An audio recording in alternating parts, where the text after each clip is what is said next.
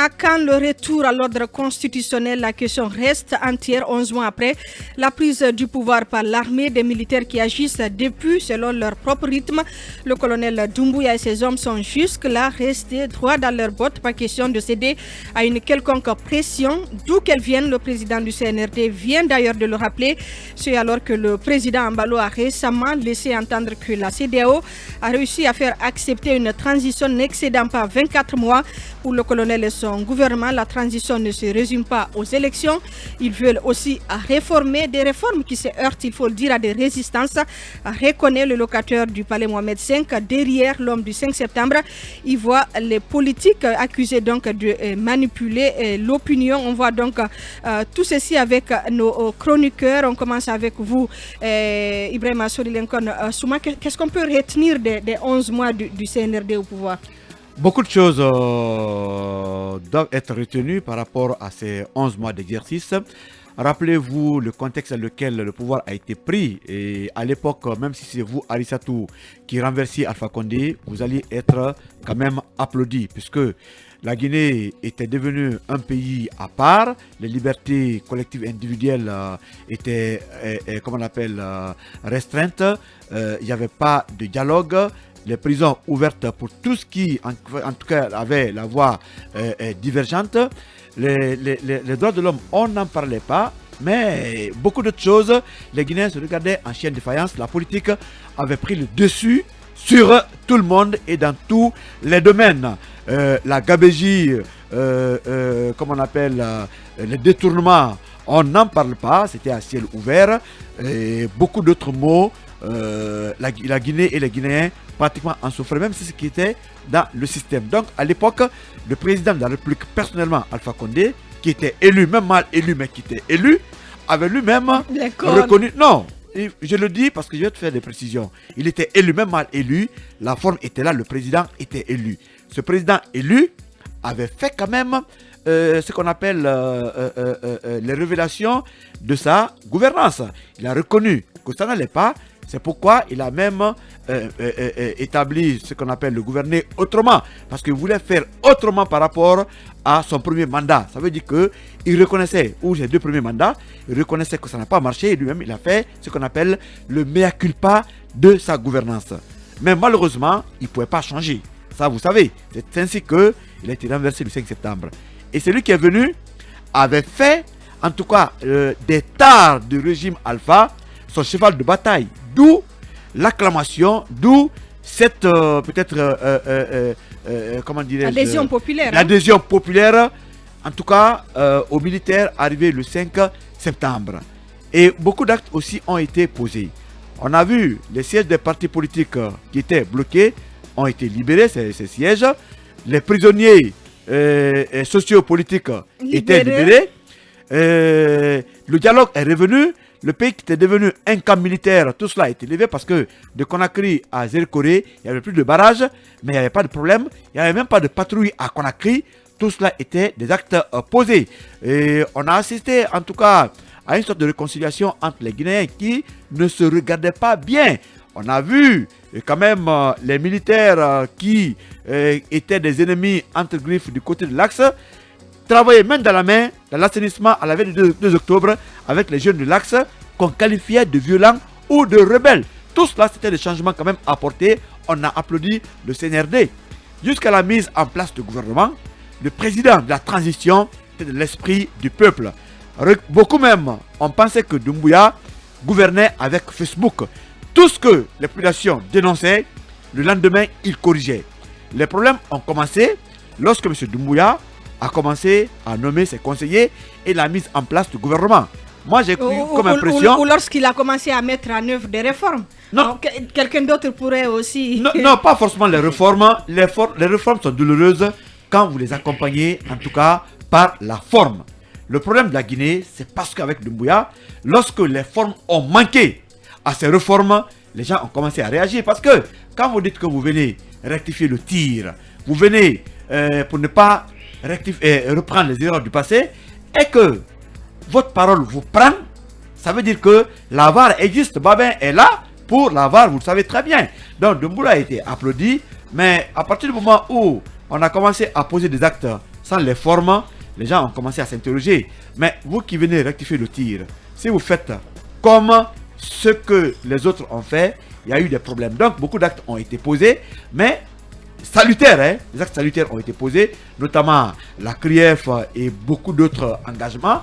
Mais avec le temps, on s'est rendu compte que M. Doumbouya est en train de répéter les mêmes erreurs du passé. C'est pourquoi aujourd'hui, les prisons sont réouvertes, les barrages sont revenus, il y a les morts dans les manifestations, l'injustice a commencé en tout cas à battre son plein.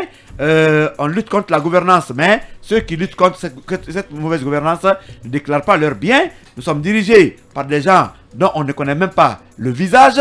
Il y a tout un tas. Le dialogue est bloqué comme à la fin du régime d'Alpha Condé. Voilà en quelque sorte avant de le bilan. De revenir sur cette crise, Lansana, est-ce que il faut quand même reconnaître qu'il y a eu des actions et des actions fortes?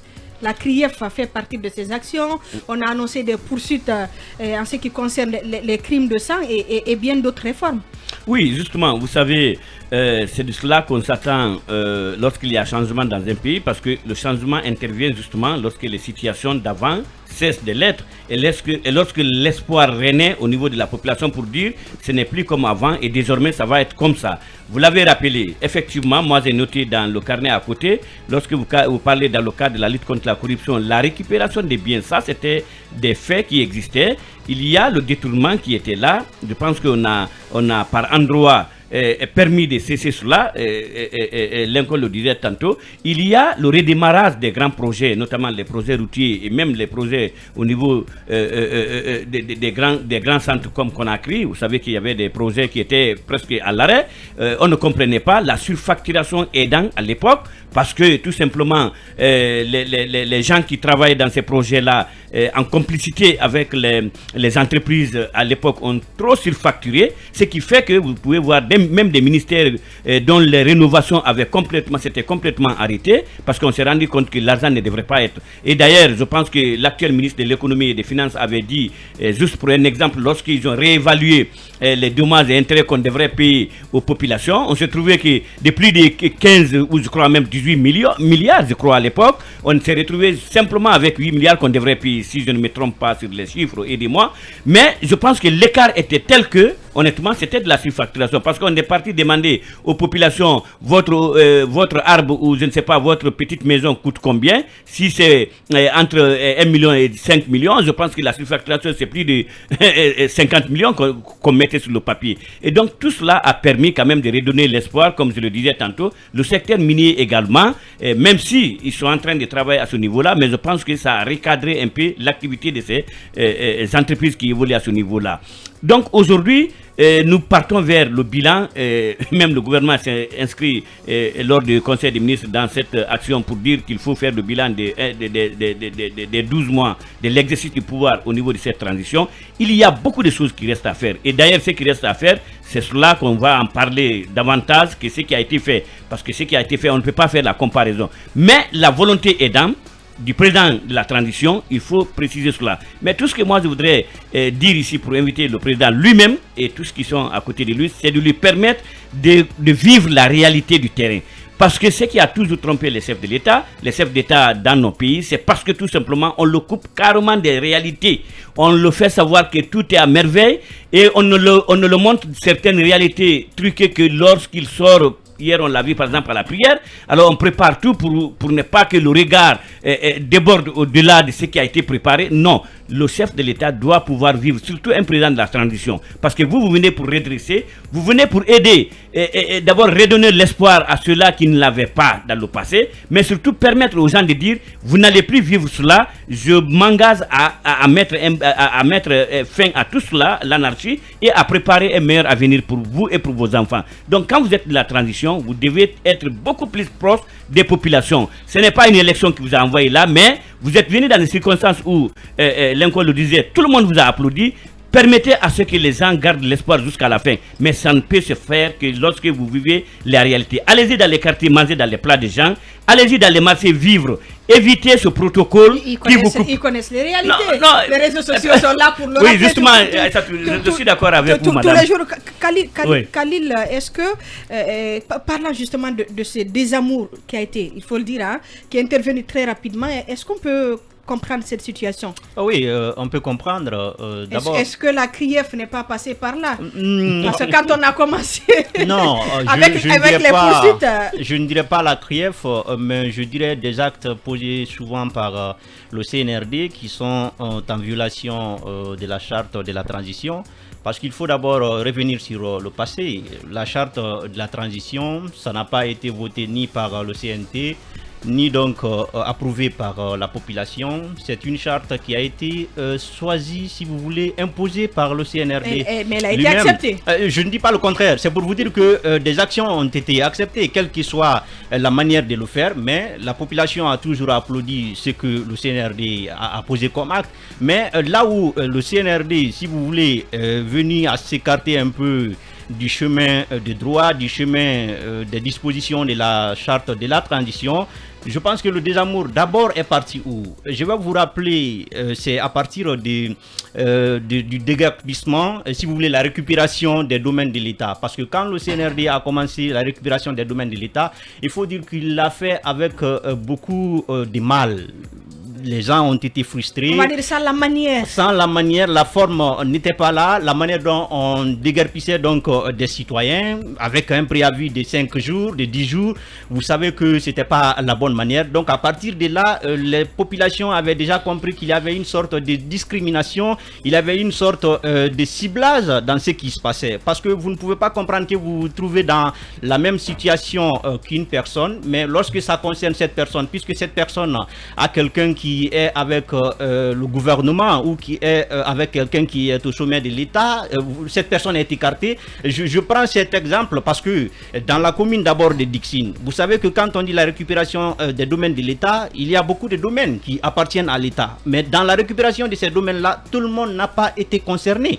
On n'a concerné que quelques personnes, peut-être qui n'avaient plus de moyens, qui n'avaient pas de soutien, qui n'avaient pas de secours, qui n'avaient pas à quel sens se vouer. Donc on a dépossédé ces personnes-là, mais d'autres qui réellement peut-être avaient des liens avec le CNRD, ces gens-là ont été épargnés. Et jusqu'à présent, ces gens-là continuent d'occuper ces domaines-là. Donc à partir de là, on a compris... Suspendu, hein? Je sais que ça a été suspendu pour des causes humanitaires, comme ils l'ont dit, même si les causes humanitaires n'ont été jamais respectées. Parce que quand vous venez sortir des gens avec un préavis de 3 jours, je pense que c'est plus déshumanisant, c'est plus dégradant. Alors que la loi ne permet pas cela, si vous voulez faire sortir. Et puis, ce sont des gens qui avaient des contrats avec l'État. Donc un contrat avec l'État qui était dûment signé par des administrateurs. Si les gens devraient quitter, on devrait le faire en respectant la loi, ce qui n'a pas été fait. Donc ça c'est d'abord le premier, si vous voulez, la première cause qui a suscité le désamour entre le CNRD et certains citoyens. Revenons sur la mise en place de la CRIEF. Peut-être qu'on peut saluer, mais moi je m'abstiens pour le moment à saluer la mise en place de cette CRIEF-là. Parce que l'objectif défini pour la CRIEF, est-ce que cet objectif a été atteint? Si réellement l'objectif a été plus ou moins atteint, moi je peux dire que l'acte est à saluer. Mais pour le moment, il n'y a aucun acte qu'on peut saluer si ce n'est pas pour mettre en prison des acteurs politiques. Donc on a l'impression que c'est une CRIEF aussi qui a été mise en place contre certaines personnes. Parce que jusqu'à présent, on les maintient en prison, mais on est incapable de montrer à la population. Et voilà les charges retenues contre ces personnes-là. Jusqu'à combien de temps on va continuer à les maintenir en prison? C'est pourquoi d'autres sont partis à dire que le CNRD aujourd'hui essaie un peu d'écarter certains acteurs politiques de cette transition ou bien des élections à venir. Donc tout cela aujourd'hui a amené les gens à ne plus faire confiance au CNRD parce que le début de cette transition, il faut quand même rappeler qu'on ne regardait pas le côté ethnique, on ne regardait pas la couleur des hommes qui nous dirigeaient. Chacun ne voyait que les actes posés par le CNRD. Mais quand vous posez des actes et que vous commencez à prendre certains dans la même situation et vous laissez d'autres personnes, je pense que cela amène des citoyens à s'interroger sur la manière de faire. Et pour l'autre cas, qui a d'ailleurs plus créé de la méfiance au niveau des acteurs politiques, c'est la durée de la transition. Vous savez que c'était quand même l'élément fondamental de cette transition. Le CNRD est venu avec cette charte que lui-même a mise en place. Oui, que lui-même a mise en place. Mais le président, dans son serment, il faut le rappeler, avait prêté serment de faire respecter les dispositions de la charte de la transition. Donc cette charte quand même avait prévu certaines dispositions qui devraient être respectées pour la réussite de cette transition, pour l'entente, pour l'accord entre les acteurs politiques. Mais si le CNRD a violé cette disposition, notamment qui portait sur la durée de la transition, à partir de là, des discordes ont commencé entre le CNRD et les acteurs politiques. Et c'est ce que nous sommes en train de vivre jusqu'à présent. Il y a un autre acte que je vais quand même saluer, sans faire de critiques à ce niveau pour terminer, c'est la mise à la retraite des cadres, des anciens cadres. Il faut quand même rappeler qu'il y avait un dysfonctionnement total au niveau de l'administration. Il y avait des cadres qui avaient maintenant atteint l'âge à la retraite, mais qui continuent à travailler, alors qu'il y a des jeunes qui sont dans le chômage, qui veulent travailler, mais qui n'ont pas de moyens de travailler.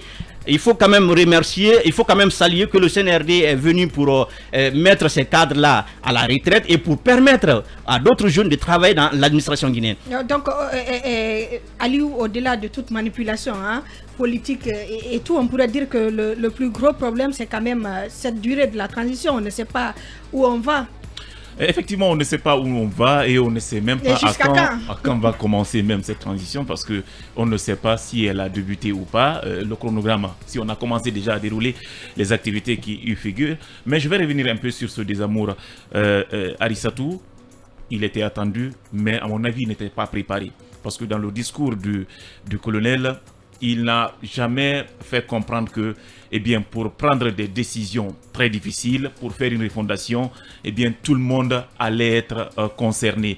Et tous ceux qui sont sortis le 5, le lendemain et les jours qui ont suivi ont cru que s'il va y avoir de refondation, eh bien, c'est seulement ceux qui ont géré, ceux qui sont partis du pouvoir qui seront concernés. Je pense qu'il y a eu cette culture-là que ces soutiens, à un moment donné, du CNRD avaient en tête. Mais à partir du moment où les refondations, ou des mesures très difficiles ont commencé, ça a commencé. Quoique, il faut le dire, il faut discuter ces décisions. Parfois, il y a des décisions de forme qui sont vraiment à discuter. Il faut vraiment quand même le mentionner. Mais je me dis aujourd'hui, avec tout ce qu'on a eu à nous poser comme argument, tout ce qui a amené le CNRD à prendre le pouvoir, on est en train de vivre ces mêmes réalités. Aujourd'hui, on retrouve les agents, les membres du FNDC et les anciens dignitaires tous dans la même prison. Eh bien, on revient sur la restriction des libertés publiques et individuelles des Guinéens qui n'ont plus le droit de sortir du pays, et même si on ne vous a pas notifié au préalable que vous ne devez pas sortir. Donc, il y a beaucoup de ces pratiques qui reviennent. Si déjà, à 11 mois, on commence à vivre la moitié ou un tiers de ce qu'on a vécu pendant Alpha, je me demande pendant 36 mois, si je ne me trompe, comment va devenir le pays. Kaby, pour terminer. Par exemple, quand on prend l'aspect diplomatique, on a remarqué que le CNRD a fait un peu dans ce qu'on peut peut-être appeler l'ambivalence dans son positionnement diplomatique. À la fois, on surfe sur le chaud et le froid. À un moment, on était assez fort avec des termes comme et nous ne voyageons pas, nous sommes en Guinée, ainsi de suite. Donc, à un moment, on est revenu à la raison. On a compris qu'il ne fallait pas aller dans un bras de fer avec la communauté internationale qui avait donc recusé un peu la Guinée du fait donc de la discontinuité légale. Et puis, aujourd'hui, il y a un peu comme une espèce d'accalmie, de détente qu'on a connue avec l'envoi du médiateur. Et ensuite, il faut rappeler qu'avant, cela n'avait pas été fait puisque le CNRD considérait qu'on n'était pas dans une crise, alors même que ça n'était une. Et puis aujourd'hui, on a comme l'impression qu'on est en train de revenir un peu vers ce positionnement du départ où on était assez dur, on était assez réfractaire un peu à l'idée que l'on n'est pas que l'on ne vit pas en autarcie et que nous sommes engagés dans des organisations régionales, sous-régionales et qui donc sont dans le droit de regarder un peu ce que nous faisons. Je parle intimement donc de la CEDEAO. Et puis, quand on regarde un peu et les libertés publiques qui sont devenues un tout petit peu brimées du fait donc de ces arrestations et autres, on a pensé que c'est retour en arrière, hein? Oui, aujourd'hui, vous savez, je pense que si on fait une comparaison entre la transition en 2008 sous Dadis, 11 mois après, on était dans la même situation, c'est-à-dire qu'on n'a rien fait en termes d'actions que j'appelle un peu les actions régaliennes d'une transition, c'est-à-dire que des actions qui se rapportent donc à travailler à un retour rapide à l'ordre constitutionnel. On est resté un peu sur les questions mémorielles, comment on appelle, la rénomination de l'aéroport international de Conakry. On a rétrocédé les villas du Sili à la famille de Sékou. On est allé saluer la mémoire des jeunes tombés à Bambeto. Ça, c'est vraiment des trucs, ce sont des actions mémorielles qui ont eu un impact important et qui ont marqué les gens. Maintenant, en termes d'action, on peut peut-être penser la CLIEF. C'est vrai, la CLIEF c'est une belle invention, mais aujourd'hui, concrètement, il n'y a rien qui est fait en termes d'actions qui concourent à retourner à l'ordre constitutionnel.